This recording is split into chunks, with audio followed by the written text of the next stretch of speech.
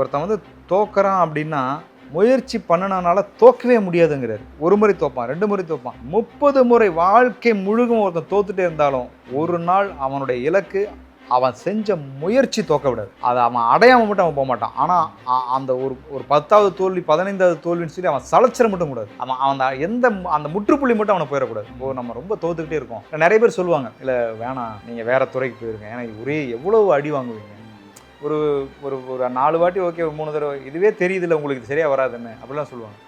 ஆனால் அவனுடைய எண்ணம் வந்து இல்லை என்னால் இன்னொரு தடவை அட்டெண்ட் பண்ண முடியும், மறுபடியும் எந்திரிச்சு வரான்.